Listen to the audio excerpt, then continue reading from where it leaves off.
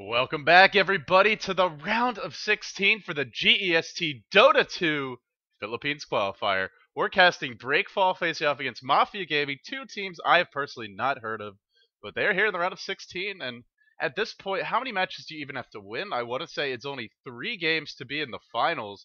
Round of 16, then you're in the round of 8. You win 2 games, you're into the round of 4. You win 3, you're in the grand finals. So it's not really that far for either of these teams, and a lot of these matches, I believe all the way until the grand finals, will be best out of 1.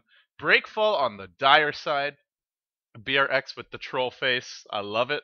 And then Mafia Gaming with something a little bit more professional. They're on the Radiant. These teams banning out Lycan, it really surprises me, and they're going to first pick a Naga Siren, a hero that has just gave teams fits during the International 2, got some serious nerfs since then. The response is immediate, though. Breakfall, they're not afraid of this Naga Siren. They slam down the Invoker. They slam down the Tidehunter. And of course, how could I forget to introduce myself? I am your host, LD of dotacommentaries.com, one of the casters for the GEST DOTA 2 qualifiers, and hopefully for the main event coming up after all the qualifiers are complete. If you haven't heard of me before, you can check me out on Facebook, Twitter, YouTube, Twitch. All of them are /ldDOTA. The link should be available below the stream, but if you're tuning in, you probably have heard of me. So with all that being said, Rubik is going to be the reply, and, well, if you can steal that Ravage, things are looking mighty good for Mafia Gaming. Looks like we may need to have a remake, and now they get their hands on the Enigma as well. This was how Na'Vi tried to counter the Naga and did so very effectively at times in the International 2, but it will not be available for Breakfall in this game. They do have the Tidehunter, they do have the Invoker, and now I think you go for something like a very strong laning support, maybe a Venomancer, maybe a Shadow Demon. That way you leave yourself options for the carry. You don't reveal too much for the second stage of the draft. But we will see where they want to go. They certainly have other options. For Mafia Gaming, we pretty much are getting an idea of what they want to do. Should be a tri-lane Naga Siren with the Rubik supporting him. Enigma, I'm guessing, might be one of the solo heroes. It could be dual lanes, and we could see Enigma in the jungle. That would be the other option to look at.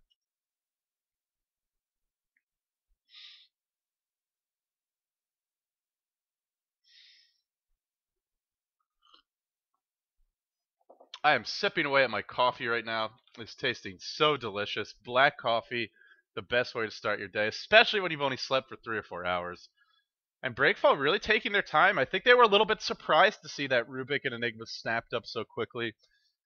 And a little bit concerned as well, because now, in theory, you have Ravage, which is a great way to deal with the Naga sleep. She sleeps, they try and go in on you, and then you Ravage, and the fight is over, and they just run at best. But when they can maybe steal that Ravage, when they have Black Hole available as well, suddenly the momentum sort of shifts back their way in the draft.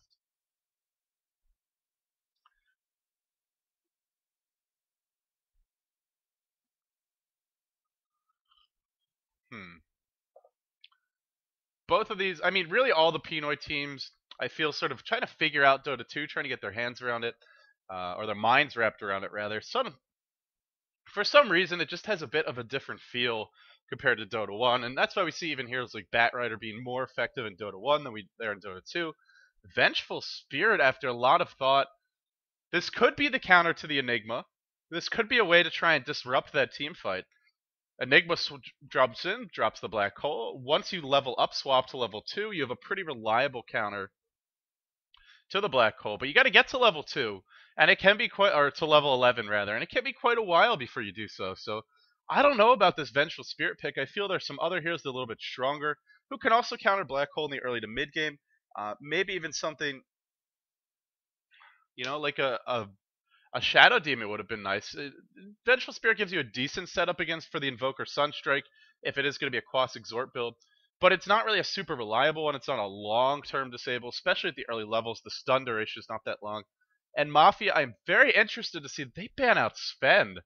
I don't know if they're just trying to leave heroes in the pool, so they're banning a hero that they're not too worried about getting rid of, but this is not a hero we've been seeing much of in any scene. Dendy played a Sven yesterday.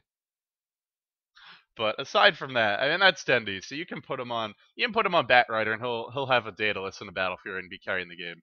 So we're not going to read too much into that one.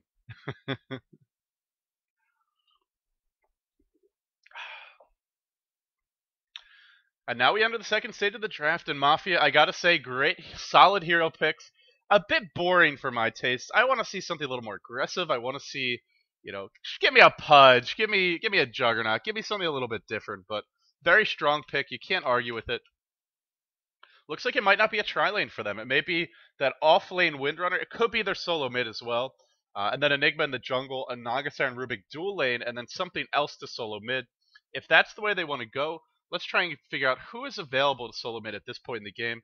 If you want to go with that strong, kind of spammable nuke mid, something like a Dragon Knight, a Slardar might be an option. They could run Windrunner. Disruptor, there's the makings of your tri-lane. I believe. So I think we're going to see the Windrunner offlane. I guess the Rubik solo mid. And it won't be a full tri-lane. It'll be Enigma in the jungle and a Disruptor supporting Nagasar. Breakfall, another team that picks in a Morphling. But is Morphling actually just a trap in this patch? It's hard to say, but last game he certainly looked like one. I've seen him be successful in pub games since the changes. For anyone who doesn't know, in 6.75, which this game is being played on, he got a whole lot of nerfs to the hero. Overall, the waveform AoE is smaller, morph costs more mana, his base damage is significantly weaker. I believe it's 6 lower. And what other changes were there to Morphling? Let me actually see if I can remember the rest of them offhand. Cast animation time increased from 0.3 to 0.45. And waveform, you can no longer use spells or attack while you're waveforming. So you can't waveform in and then use the shotgun combo, the Ethereal Blade, the Adaptive Strike while you're waving, and you can't start replicating out right as that waveform is going. You are forced to wait for it to complete. So, the final pick is going to be Puck. And I feel this hero rounds out their team fight potential extremely well. The main concern whenever you see a Puck is how is he going to do in the laning stage. But we'll talk about that in a moment's time. For anyone who's just tuning in, wondering what's going on, this is Mafia face-off against Breakfall. We're currently casting the round of 16 in the GST Dota 2 qualifiers, but we definitely have more matches to go. We have more rounds to go before all is said and done, before the winner is crowned, and that team will be advancing to the main event, which should be a real blast to cast and hopefully a lot of exciting games to follow. But for now, Derby looks like an Exhort build, going for lots of stats early on. This is the traditional way to play it. He'll be going solo mid as the Invoker. Sensei handling the Puck, most likely going to the offlane. God damn, that is a sexy courier. I'm just going to stare at this for a little while. Yeah, that is a really nice courier. Okay. Morphling being handled by Skyline 1620.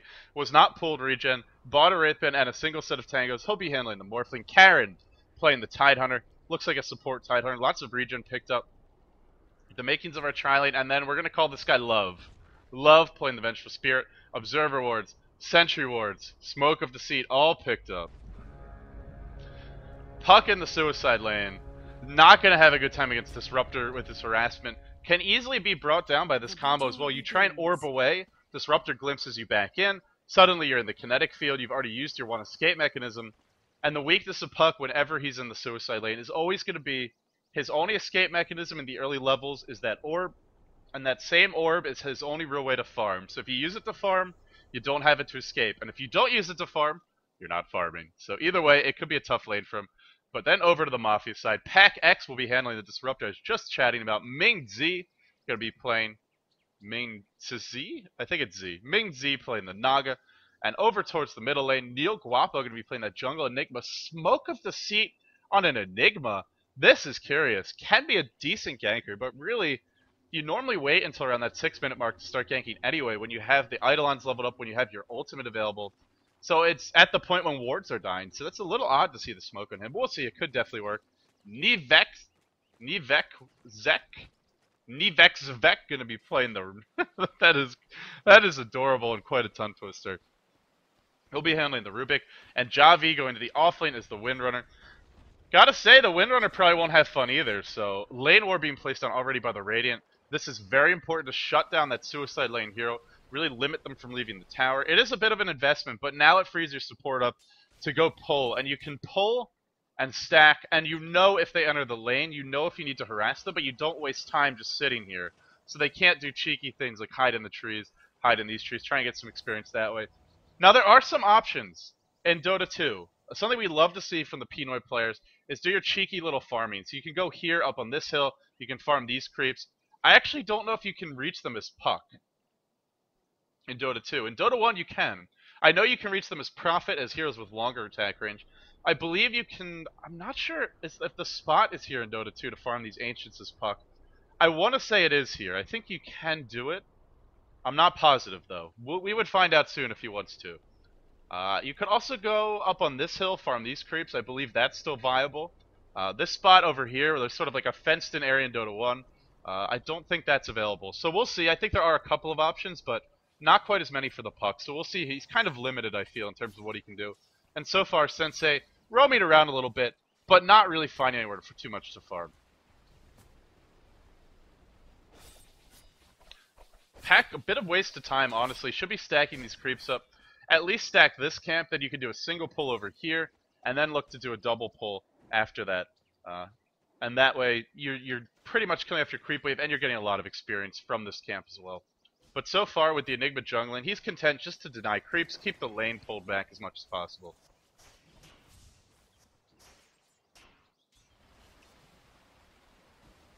Morphling free farming, Naga free farming. You know, this really sounds like the International 2, right? It's not. I mean, it's a new patch, it's a new day. But some things never change, I guess, or at least change slowly, to say the least. Oh, for anyone who's wondering what the heroes are, that's right, a lot of you guys have not seen Dota 2. Rubik is soloing mid. He's facing off against Invoker right now. We have Disruptor, as well as Naga Siren, up against Puck in the bottom lane. Enigma is jungling. In the safe lane, we're going to have a Vengeful Spirit, supporting and pulling for a Tidehunter and a Morphling, and then its Windrunner is that suicide lane hero. So if you're not familiar with Dota 2, at least you have an idea of which heroes they are. Bottom lane, it's Puck taking some decent damage, not actually going to drop there, but only level 1, and look at the Riptide just slashing him apart, really doing big damage. They could definitely look to go for a kill with the Thunderstrike and the net. If they can just land one more Riptide, that should be a pretty easy kill. This means Puck can live, but he has to stay very far back. He's got the salve. I think it's time to use it. Puck's base HP is so low that he can't even make full use of the salve. He's actually just going to opt to use a Tango. But 400 HP is literally his entire HP pool. I mean, only 90 short of being so. I would love to see them set something up on the top lane. I really feel there should be a lane ward here. Windrunner is getting a lot of experience. More than she should be. There's Sunstrike. They could think about going on this. No, sorry, there's not Sunstrike. He's an Exhort Invoker. But he has opted for Cold Snap in the lane. Bottle Crowing will be the choice for Rubik. Magic Wand picked up rather early, to be honest. It's not going to do too much against Invoker, but it's always a decent item.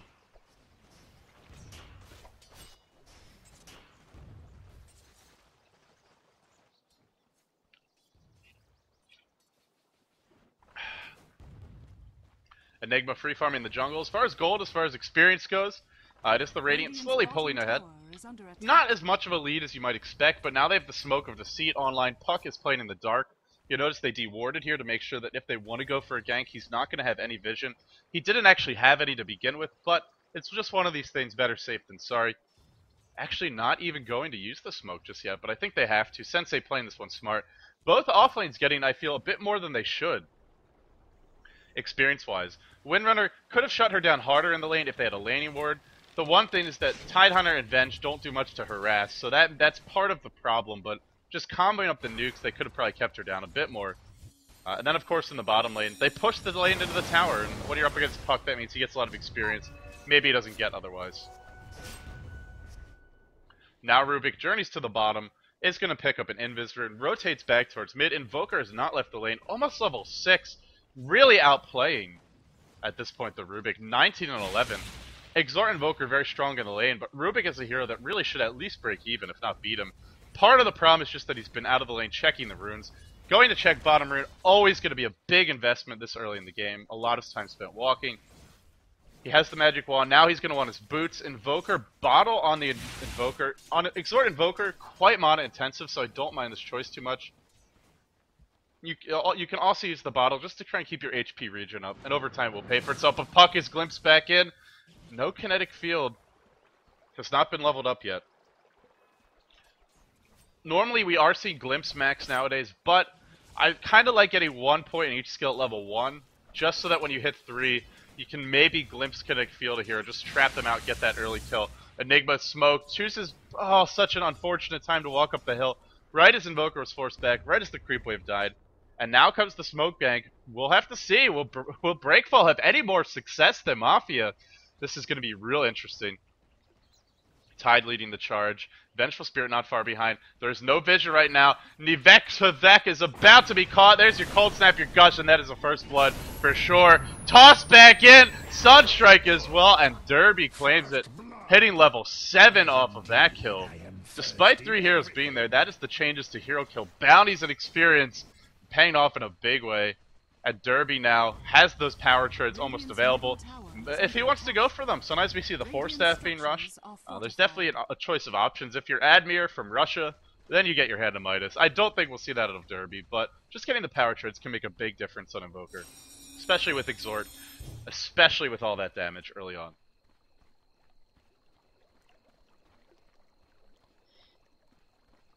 For anyone who's having lag issues, it shouldn't be me. I am not dropping any frames. What you can do is try switching the quality settings. Also, sometimes using a different internet browser can help. So try Internet Explorer, try Google Chrome, try Mozilla Firefox. Whichever one you're using, try something different. If worse comes to worse, you can close your browser, refresh the stream. And if the quality options, refreshing the browser, changing the browser, all are not failing to work, then you can always... well, we'll talk about it later, because Rubik Sunstrike on him, Magic Missiles, Cold Snap, and Incinerated. The roaming really effective, and they can just keep on doing this, honestly. Just keep on coming mid, use your stun to set up the Sunstrike, Cold Snap as well. It's going to be easy kills. This is buying time for the Morphling to farm in the top lane. It means in the bottom lane, they really have more pressure to make something happen. And if all else fails anyway, as far as lag goes, you can always report it to Twitch. That's the other option. But I do apologize for any lag. There will be VODs available if you're not able to watch the games. Radiant's middle tower is under attack. DD rune on Invoker, and he actually goes for the phase boots. In spite of going for the Exhort build, a lot of players seem to like this. I find it a little odd because Exhort Invoker really doesn't need damage. What he needs is attack speed, but the move speed is always going to be great, so that's usually the thought process. Derby, tower taking a lot of damage. Not going to quite muscle it down yet. You'll notice the lane war was placed a little bit later on. This could help them. They can still kill this Windrunner, even though she's level 6. Actually opting to level up Shackle Shot over Power Shot. Very interesting choice. Not something we see much of, to be totally honest. Doing a great job of harassing that Morphling. Shackle just trying to set up a Power Shot. Morphling not going to actually morph anything. 2150 on the gold. Are we going to see the Santino build? Just rushing that Hand of Midas, rushing the Lincoln Sphere, going back for the Boots of Travel. I feel this is a game where Morphling can really afford to be quite greedy because they're not losing too many towers. They've only lost one bottom. They have a really great turtling lineup with the Puck, with the Tidehunter. And hell, you're rich. Go big or go home. You know, buy yourself a Mercedes, even if it's on loan. Buy yourself that really nice sports car and make something happen. Speaking of making something happen, this should be a dead Windrunner. Magic Missile, waveform in, does pop the Windrun, but that's an anchor smash. That's a kill for Karen. And every time these two roam, they are finding kills. They're being very efficient with their time. But Sunstrike gets stolen by Invoker, and this could be trouble for really any of these supports. Are going to have to be careful. Morphling is going to salve up. He should be okay for the moment. Naga really applying the pressure bottom. I think this could be a Sunstrike opportunity. The sleep to set it up. Drop that Sunstrike. Drop that Sunstrike. No, Sunstrike. Oh, you disappoint. There we go. No, not going to connect on it. A little bit of miscommunication there. Not sure if the timing was off, but it should be a kill anyway with the Riptide. The ult, though, and now Ming Z is going to pay for this. And that is definitely an overextension. That is quite a blunder. If the Sunstrike is there, he doesn't have to dive that. So someone was not on the same page. I'm not sure who it was, but whatever happens there, doesn't quite work out how they hope.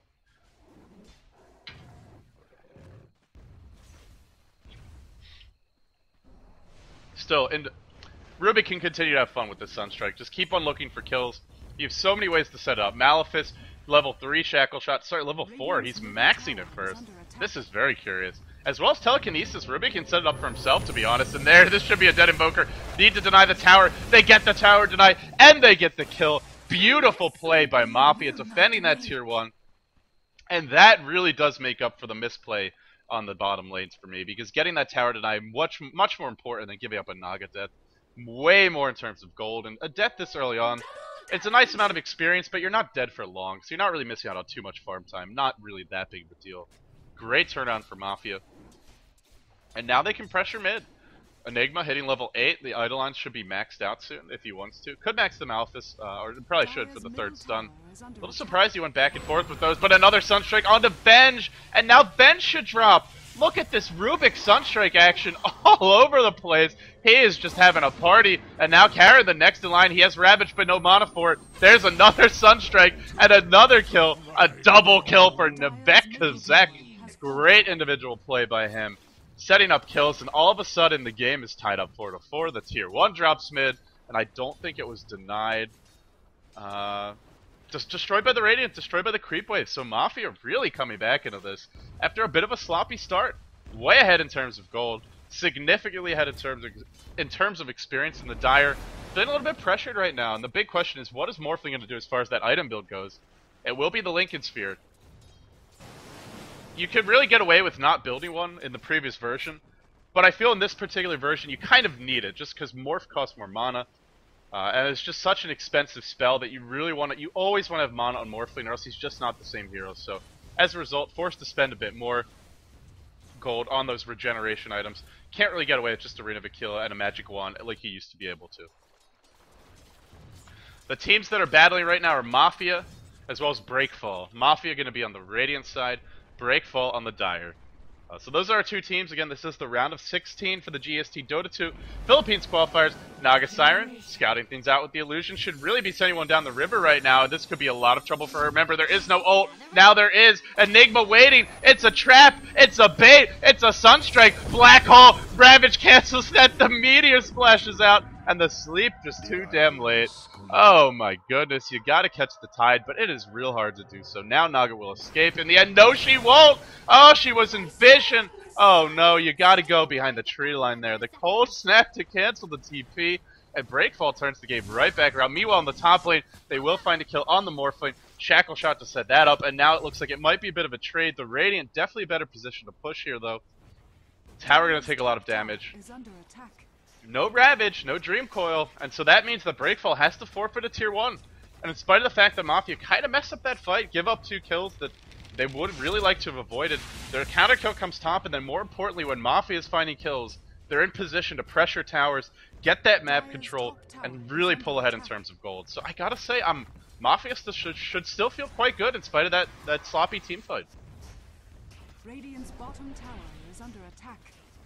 Dire's top tower is under And now, Magic Missile on the Pack-X, Shackle Shot only gonna latch onto the Band, not hitting 2 heroes, and there's the Disruptor, the Thunderdome gets dropped, as well as the Nuke, the Ultimate too, everything just being used to try and slow down that Tidehunter, but he doesn't care, he tanks through it all, the Windrunner's gonna escape, in the end was the tower denied, it was, the Morphling gets the tower denied, so worth it in the end, even 2 TPs, denying that gold will be about 500 gold denied for the cost, about 200 in TP, so a net win for the Dire side, as well as forcing out the Rubik ult, which this early on has a decently long cooldown. Not a black hole, but nothing to sneeze at either. About 100 seconds or so. 85 seconds. I exaggerate a little bit, so sue me. Naga Siren, 2150 gold up on her, 2180 on her. Could be working towards a Vanguard. That's something we see a lot of. Top lane, Sunstrike, Shackle Shot, Vengeful Spirit is toast. Absolutely toast. Remember, there is no Ravage. This should be a tied down. Sunstrike, this Rubik has just been absolutely devastating with it. And really, the Radiant squad have more setup stuns. They have way more ways to set this Sunstrike up. The Dire, they have Magic Missile, they have Cold Snap, and they have Ravage. Dream Coil not really reliable because you can still run around inside of it. Adaptive Strike, a very short cooldown, but you have Telekinesis, you have Malefice, you have Shackle Shot, you have the Net, and it's actually Sunstrike hurting the Dire more than Mafia. Breakfall kind of shooting themselves in the foot in the end a little bit.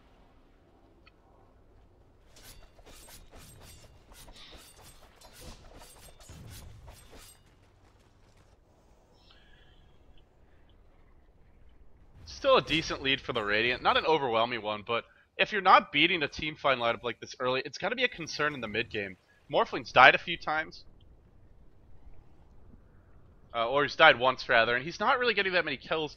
Generally, the way you're going to beat a big team fight lineup like this is either just dominating the game early and being ahead of them so you can just kill them instantly, or getting a carry so fat that in the mid to late game, your carry can jump in, just assassinate a hero like Enigma, assassinate a hero like the Naga Siren, force out bad ultimates, and then when you do team fight, they can't execute properly. But with Mafia having the lead, getting the Blink Dagger now on the Rubik, things get really dicey. This is how you can look to steal Ravage. Wait until he drops it, then blink in, immediately steal it. Just sort of dodge around the tentacles as they expand outwards, as they shoot towards your hero.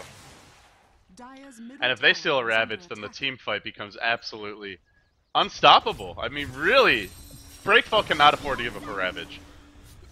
I'm not sure they can afford to give up a Dream Coil for that matter. I mean, really, any of these abilities, even the Sunstrike has been quite devastating. Force Staff has been purchased on the Invoker. Derby getting some more mobility. He's gone for 5 points in Exhort, 2 points in Quas. Now the question becomes, do you want to max out your Exhort, go for the pure damage, or do you look to get the double Forge Spirits online, get 4 points up in Quas? Either could be a decent choice. Blink Dagger as well on the Enigma. Oh boy, it's double blinks. They smoke, they have not been spotted, and now they storm towards mid. Rubik's going to lead the way for this one. And with the Blink Dagger, this should be a pretty easy kill. Blink in, telekinesis back that Invoker. If they can get around to find him, they got to finagle their way into position. So far, Navexek, now he's in range. Telekinesis in. Remember, there's a Ravage, but Shackle not going to connect on the Tide, only hitting the Invoker, and that's still enough for the kill. Static Storm is used, but they get a kill for it. And Tide just not willing to risk wasting that Ravage. They know if there's a bad Ravage, they cannot fight effectively for the next 5 minutes, the next 2 to 3 minutes or so. Blink it again, another telekinesis. This one might be a mistake though. Going on Tide here, probably not what you want to do. Just trying to force that Ravage out, and they do force it. Only catches Enigma. Now he can blink in a black hole. Ravage is well stolen by Rubik. Opa. A little bit of Dendy action here for us, and now it should be Vengeful Spirit. Blink it to the Ravage, only catching 1. Could have probably done a little bit more with that. But hey, he gets the Ravage anyway. Oh man, always a treat to watch Rubik playing against Tidehunter. Radiant's top tower is under attack. And I hear a Sunstrike, and I see a Sunstrike not connecting. Naga Siren? Did she actually dodge the orb there with the illusions? You can dodge nukes, you can dodge damage. If the timing is perfect, I think she may have. Either way, nice attempt. Morphling in the meantime doing really all that he can, which is not to team fight. Not to really work with the team. Just pressure that top lane, give it some momentum, get tower, get some gold for your team. The concern is going to be when Rubik stole Ravage. He's only level 10, so he doesn't have the level 2 ultimate. He will have another Ravage. He used it almost instantly. He gets that spell for 180 seconds. It has a 150-second cooldown. I want to say he's going to have a window of 10 to 20 seconds, probably closer to 20, to actually use it. Meanwhile, bottom lane, Naga. Oh, the GG sleep, but doesn't have a TP scroll. She's just going to try to hoof it out of here, and that should be a kill. Blinks back into the sleep, but the orb giving chase further. One more right click, Sunstrike going to miss. Riptide, and there's no TP. That'll be a much-needed kill. And she had a relic, but oh no, she bought it in time. That stinks. Just able to buy it because of the sleep. Killing her and denying the relic there would have been absolutely enormous, but just not quite able to get it off in time. Our lead farmer for this game is, of all heroes, it's the Enigma. BKB will be the choice for him. Coming out relatively soon, and up against these heroes, there's really no way to deal with his ultimate except for swap. Tide, thrown back in. This will be another kill. Deafening Blast, Malefice as well, and then the Static Storm. But no, it's not a kill. The Kraken Shell just too damn strong. Force Staff away, swapped on in.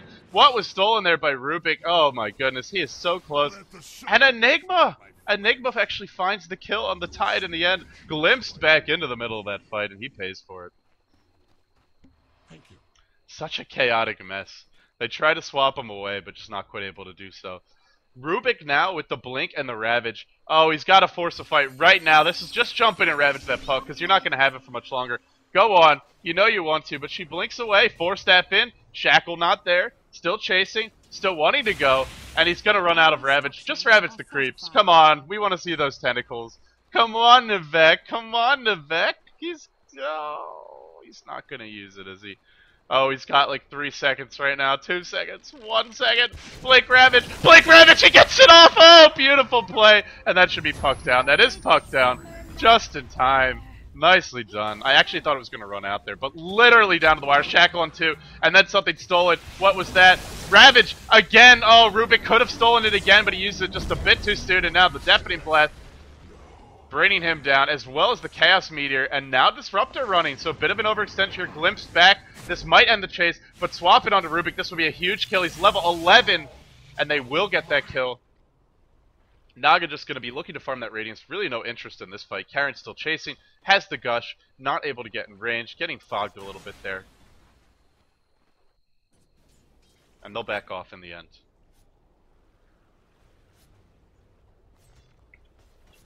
Very saucy Rubik play so far. Color me impressed. Steals the Ravage. And just gets it off there a second time. So that's a level 1 Ravage on a level 1 spell steal being used twice. Very effective use. Sure, it only hit one hero twice. Both times only hitting one hero. But this early on, that converts into 2 kills. So very nice spell steal, very good usage so far. And the gold lead, the experience lead, it's a pretty solid lead right now for Mafia. But it's not insurmountable. Breakfall can come back from this. Need to get the wards up. Need to choose their fights wisely. And dear God, I believe Tide has used the spell since that Ravage, but just Anchor Smash now while I'm watching you to make me feel more comfortable, because how many times have we've even seen pro Tide hunters once in a while just forget to Anchor Smash in the chaos of a team fight. Let's say you win a fight, you drop your Ravage, you just don't think to Anchor Smash because you won the fight, the Rubik's already dead perhaps, and all of a sudden he's stealing Ravage like 2 minutes after the fight, and that's big trouble. They want to go on Naga, backs off, then goes in, really could have had that kill. Actually, maybe not. There's a sleep online.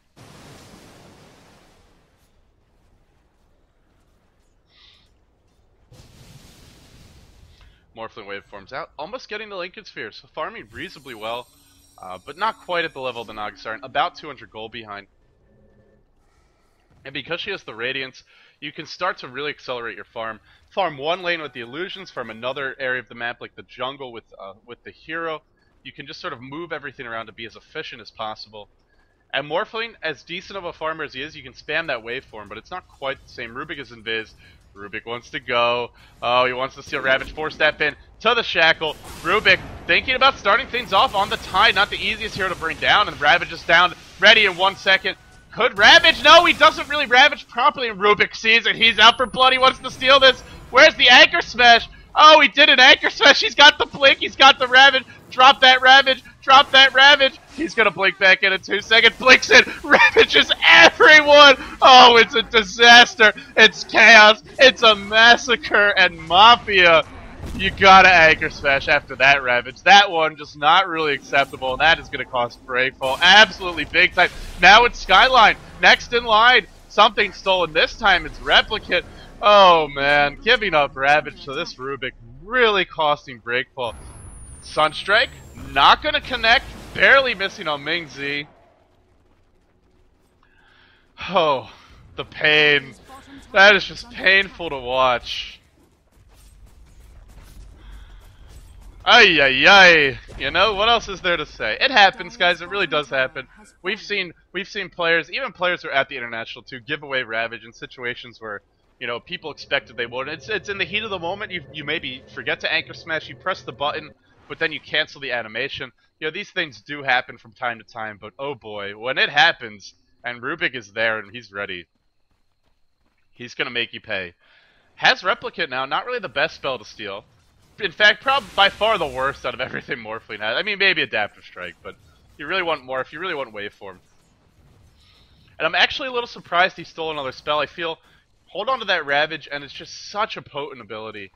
Now that you have your level 2 spell steal, you're going to have Ravage up for about a minute and a half or so after it cools down. In comes a big smoke gank. They would have set up a kill, and the Vexec hidden away in the trees, but he auto-attacks. He reveals himself, and now the jig is up, but he does have the Blink Dagger. He has the Replicate, and he will replicate out now. In comes the Puck. There is a black hole catching out the Tide and the Invoker. Swap, though, canceling that one. Now the net onto Invoker. Invoker trying to run. The Meteor gets dropped. The Tide, Ravage in 25. The Sleep on top of this, preventing the damage, but then the Riptide adding to it. And now Puck drops low. Puck trying to turn this one around, but not going to be able to do so. Sensei getting that kill. Karen good lord, would he love to have a Ravage right now. One more blink over the top, continuing to give chase, and then another blink. The Blink brothers, or sisters, I suppose, since she is a lady after all. Windrunner, a very nice redhead at that. Sweet little girl, really, until she does that to you. 4-step in, power shot, the auto attack damage. Then that's when the claws come out, to put it mildly, and then she's not so friendly, not so nice anymore. Radiant's top tower is under attack.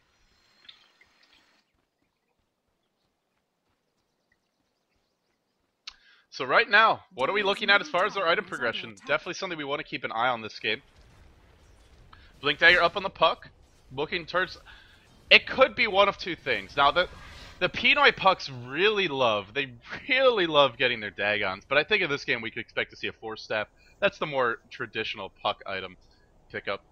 Also, is this headdress sitting around? They kind of do need a mech right now. There's a lot of burst damage, but I also feel if your puck gets caught, he's just dead anyway, so probably not going to use the mech at the right time. Too damn squishy for that. 4-staff Aghanims coming soon for Invoker. Not going for those cheaper utility items, going for more of a big ticket item pickup. Aghanim's really not good. It really becomes potent once you're level 17. That's where you're going to get that insanely low Invoke cooldown. And just be able to constantly spam spells. But in the earlier levels, not going to be as effective. Morphly with the power treads. Lincoln Sphere finally available. You know, he's really got to be the difference maker for this team. Swap has been stolen by Rubik. We can see some really cute plays. Jump in with the blink, swap someone in, and then 4-staff out. All sorts of things he can look to do. Tower gets denied after the glyph, and now Puck blinks in. Oh, whiffs wildly on the Dream Coil. Does connect with a few on the silence. There's a Ravage. Cancel by Tide. Gotta be careful. Mind that Rubik's positioning. And right now he's in a great position. Inside of the Static Storm. Inside of the Kinetic Field. Wants to Ravage. Karen, don't drop it. Oh no. Might be stolen. Anchor Smash. Just in time. Just in time for once. But I feel the damage may have already been done. Not sure they can actually live through this fight. They're trying to run. 4-step in again. Rubik surviving. Doing some decent damage. Morphling Waveforms out. Vengeful Spirit somehow escapes, and I'm surprised she lived through that fight, to be honest. That's a Sunstrike. Oh, Windrunner. Oh, Javi barely escaping with his life there.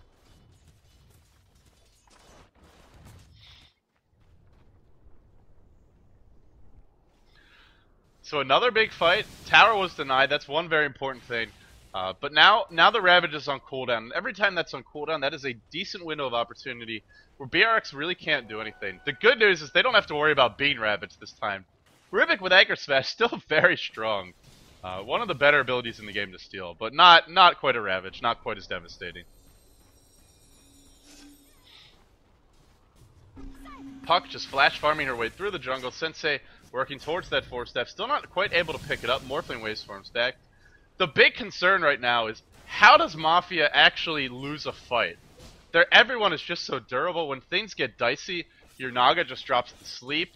They don't have that much lockdown. They don't have a Scythe of Vice on the Invoker. This BRX squad without disables and up against Enigma, who just completed a BKB and now has his black hole up again.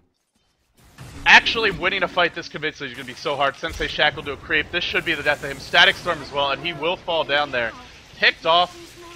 Overall, the Shackle's been on point by Javi, really making them work for the team. Mechanism picked up as well. He's had that one for quite a while. Even when they have the puck, you blink in, you silence, you drop the Dream Coil, but they just don't have enough burst to bring these heroes down before they're able to do things like steal Ravage, like drop a black hole after the BKB, like use your Kinetic Field, use your Glimpse. I just don't think they have the burst damage right now. Without that burst damage, up against the superior teamfight composition, up against the fed Rubik, it just becomes very difficult to make anything happen.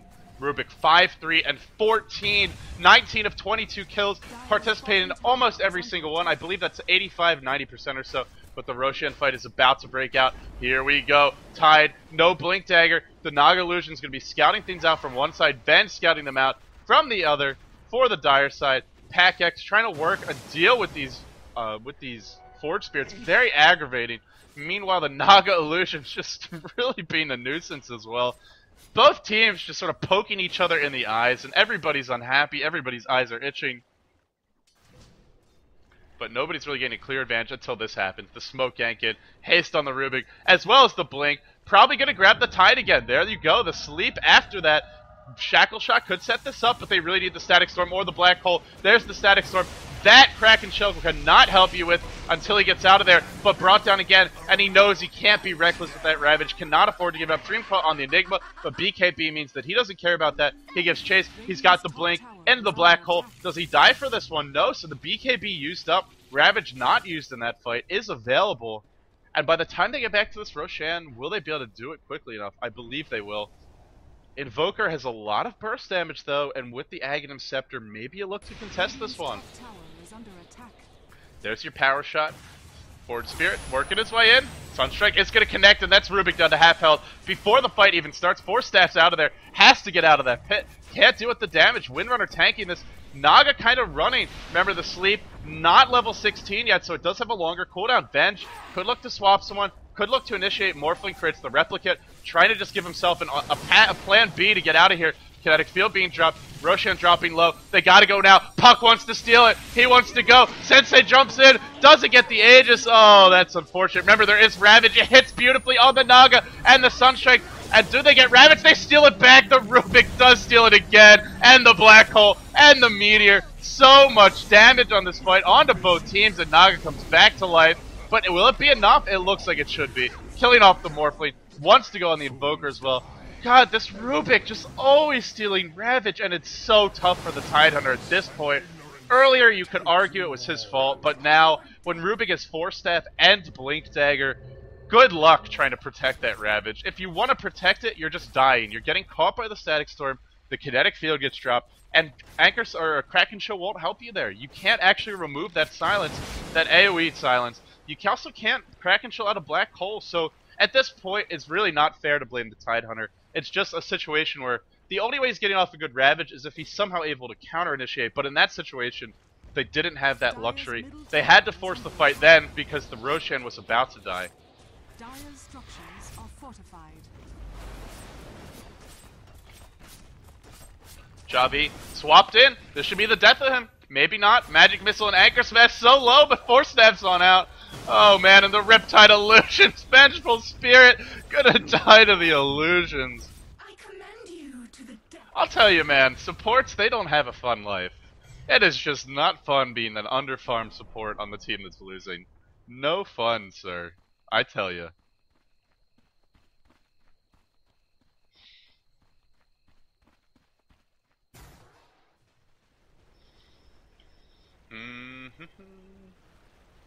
So let's look at item progression a little bit farther. As we have a bit of a lull right now. Invoker, he's had the Aghanims up.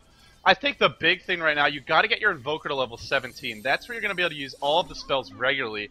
Just really spam them out with that incredibly low Invoke cooldown. It goes down from 4 to 2, which means you can basically double the number of spells that you're casting with 2 levels onto this hero.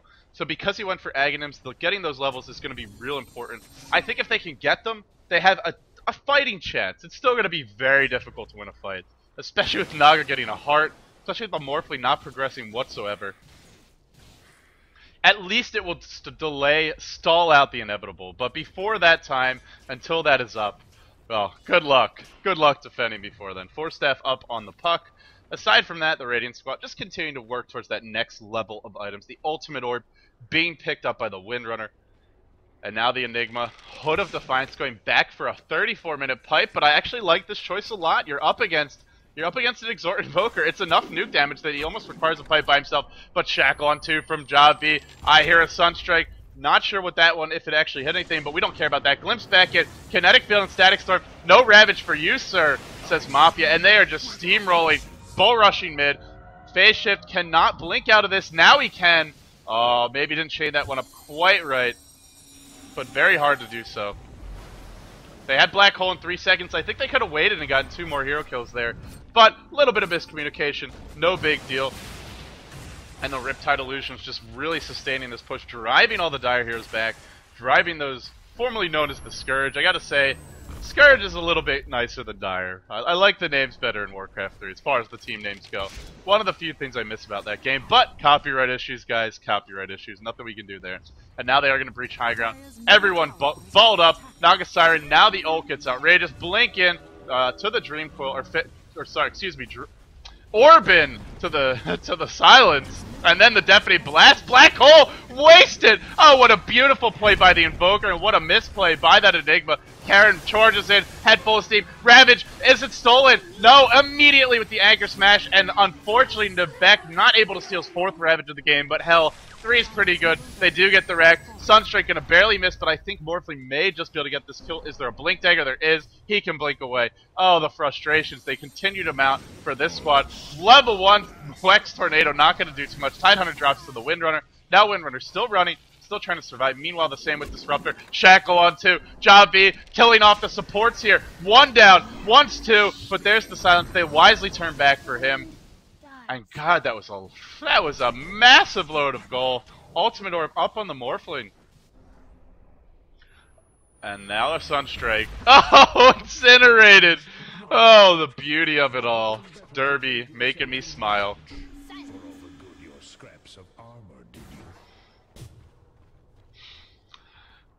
Nothing like an Exhort Invoker, guys, I'll tell you. I really love that. If you haven't already seen it, though, there's a WoW Dota series which just devoted to Sunstrikes. And if you enjoy your Sunstrikes, that is a thing of beauty to watch. It's nothing but Sunstrikes for a full episode.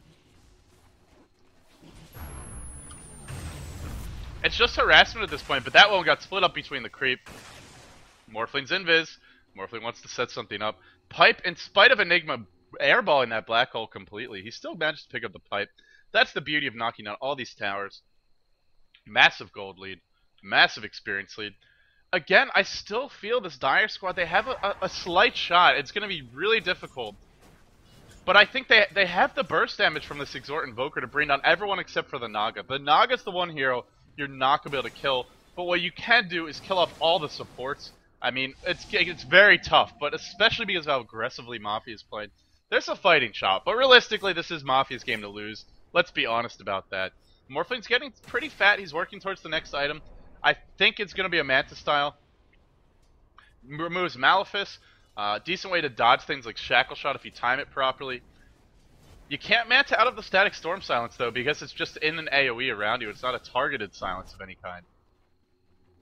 So it's not the best game to get a Manta, but it's a decent game to do so.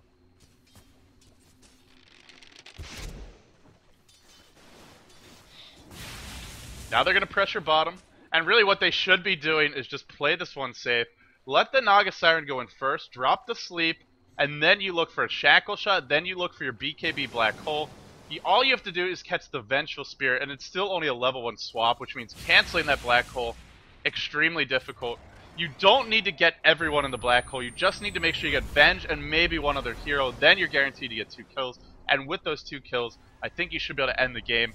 Buyback-wise, only hero that has the buyback is Morphling, and there's a Sight Device up onto the Windrunner. Huge item to pick up for her. Invoker finally does hit level 17, and this is where things get interesting for Derby. He's going to be able to spam those spells.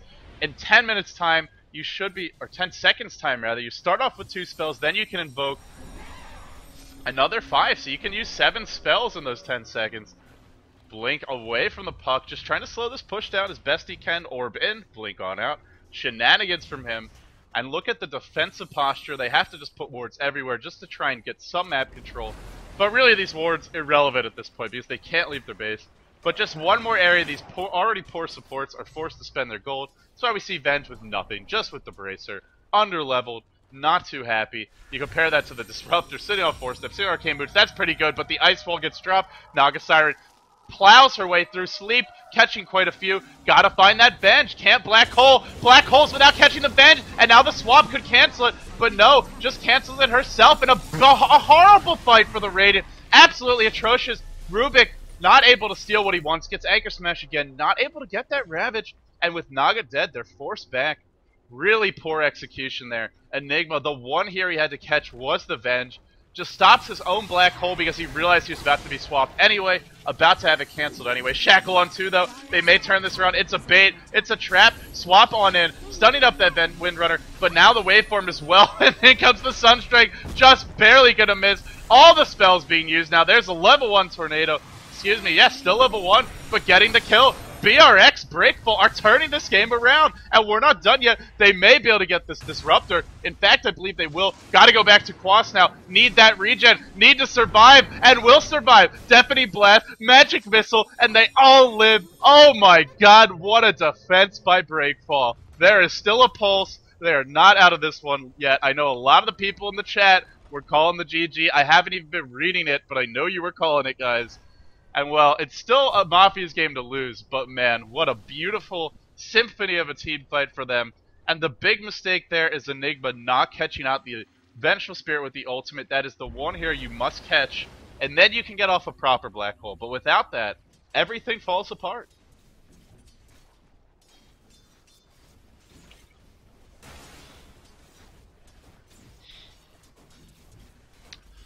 Finally, for the first time in a long time, we see our gold graph taking... In fact, is this the... We've seen some very slight dips over here, but for the most part, this is the first significant dip of any kind, and the big one is going to be experience. Venge now is the level 2 swap. Now it gets harder for Enigma to actually land that great black hole, catching out multiple heroes. Rubik isn't stealing Ravage anymore either. Tidehunter, not going to be going for a Blink Dagger. I feel this is a game where maybe just getting a blink up on your Tide would be the better option. A Pipe, not a bad item by any means to get. Sight the Vice next in line for the Invoker. But the big question is going to be, does Puck have a Hex on the way? No, he doesn't. Does Morphling have anything big? He's got the Manta Style, 800 gold up on him. Working towards that next level of item. Naga Siren with the Diffusal Blade. Even more damage for her. Great item to have against squishy supports like these.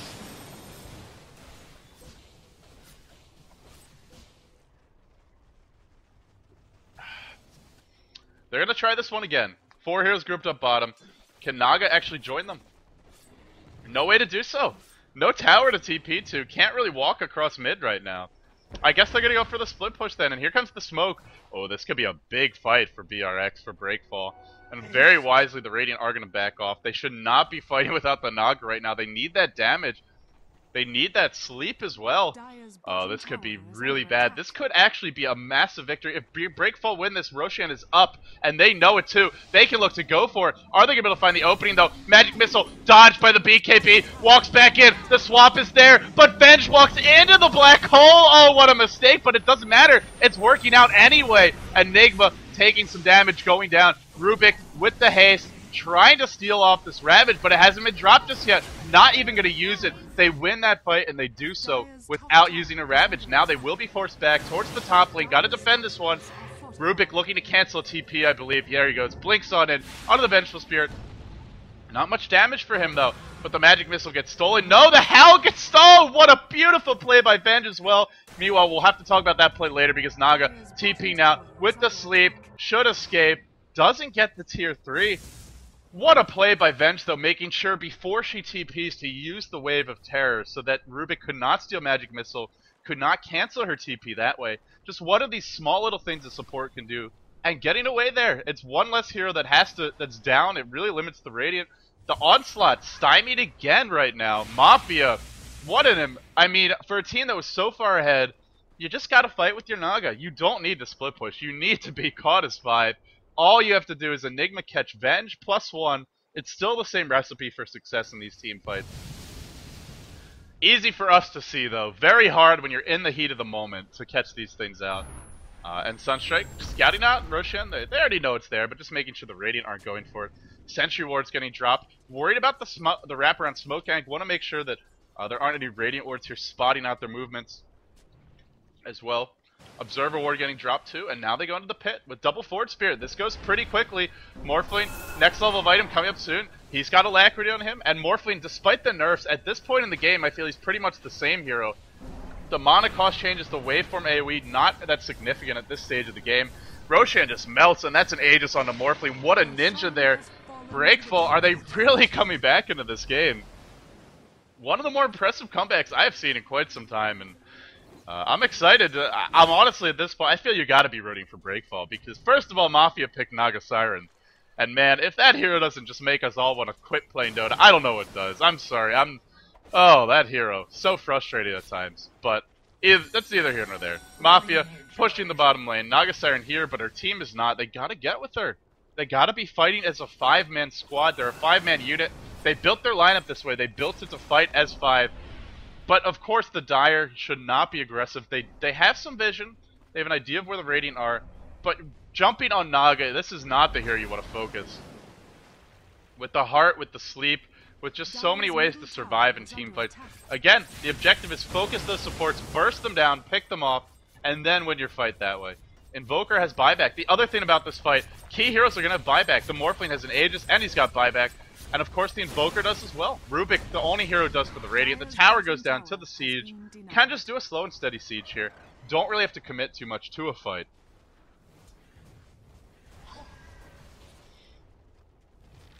Dire's middle tower is under attack. Slowly but surely, the Eidolons, the demonic conversions, chipping away. I hear a Sunstrike. There you go, landing out on Disruptor. Just a little bit of harassment, but the next wave of mirror image is being thrown in. I think we're seeing Mafia just sort of settle down, collect themselves, get a little composure, and realize we don't have to force this too much. Where's the backdoor protection? This is where it is. It's gone because creeps are in the base, which means Naga Illusion can just wail away at this Rex. Glyph already been used. They're going to have to go soon.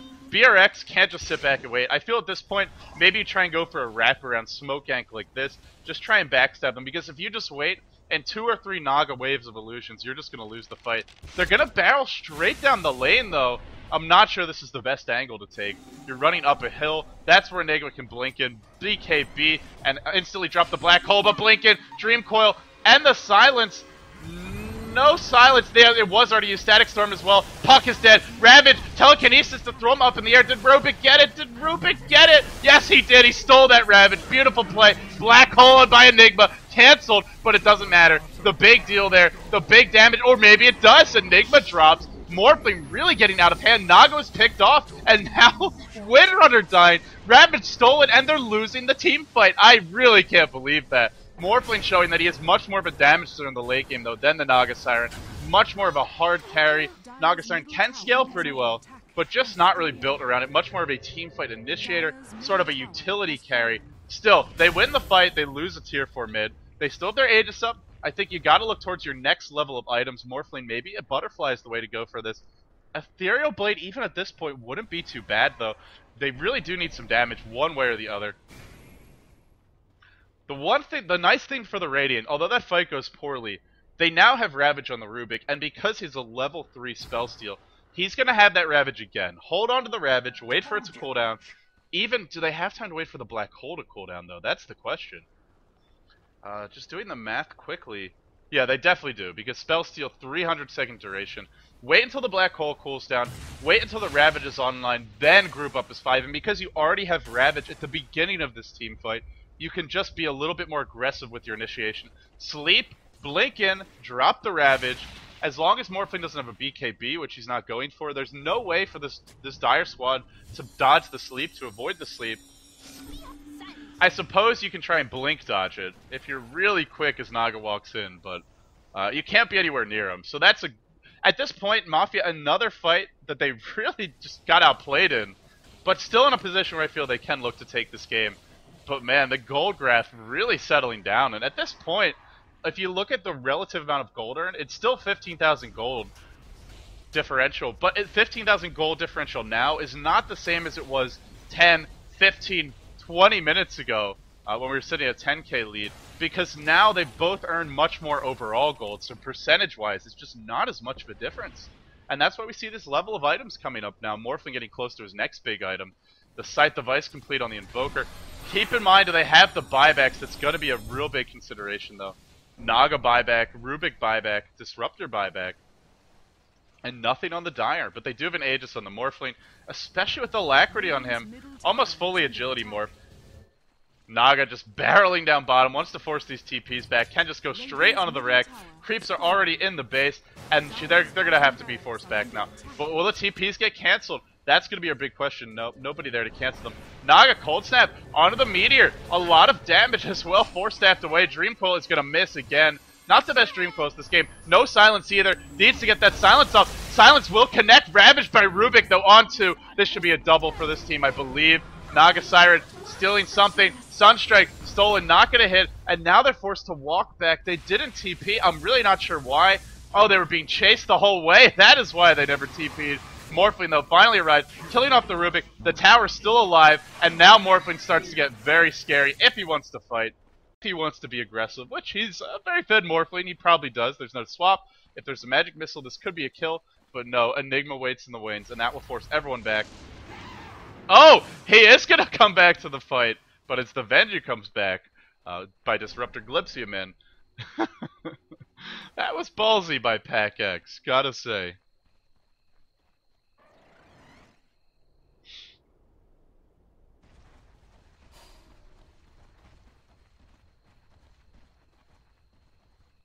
The rack's still sand. When all is said and done, that is the big thing to keep an eye on.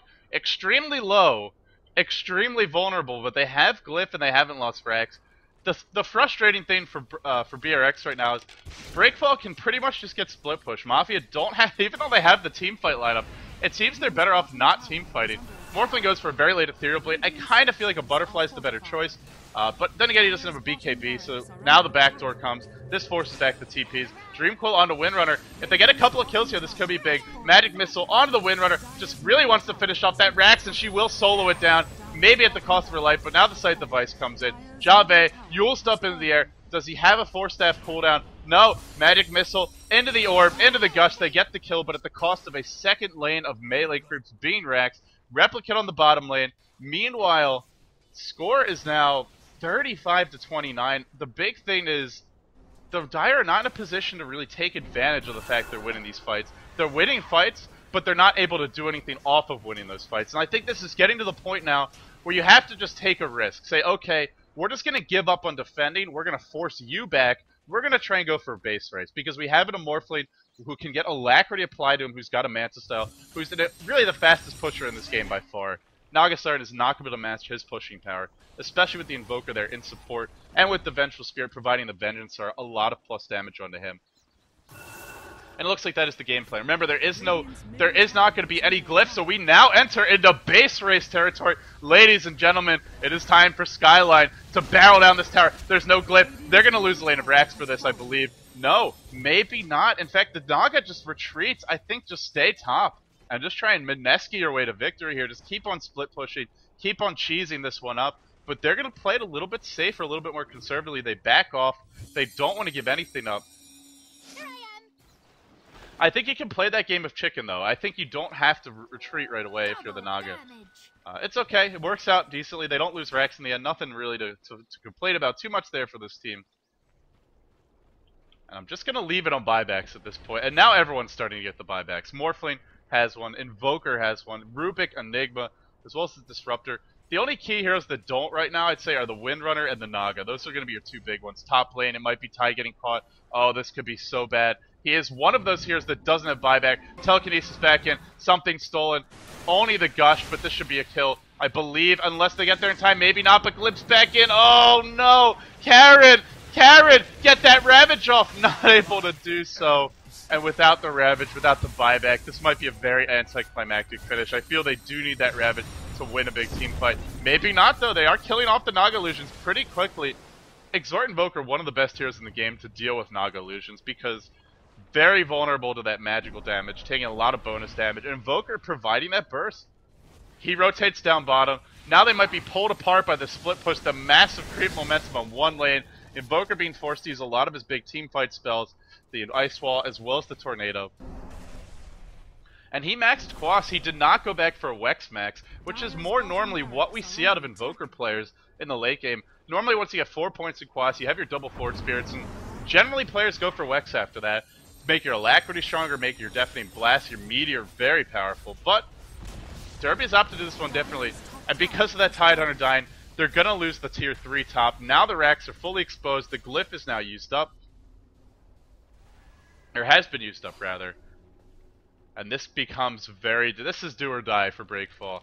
I think you spend all your gold now. You go all in on this one, because I don't think a buyback is going to save you. You have to just crush through this team fight. It's not enough to win the fight. You have to crush them, and then have all the items in the world to go very aggressively in the fight, especially on the Tidehunter. 4-step in on Invoker. Oh, he should not be initiating for this team. Ravage gets dropped. Should be stolen. No, not able to Anchor Smash because of the Static Storm, so Ravage gets stolen back the other way and hits everyone, and that might be it. That might be all she wrote for this Breakfall squad who fought hard all game long. Tornado catching a few.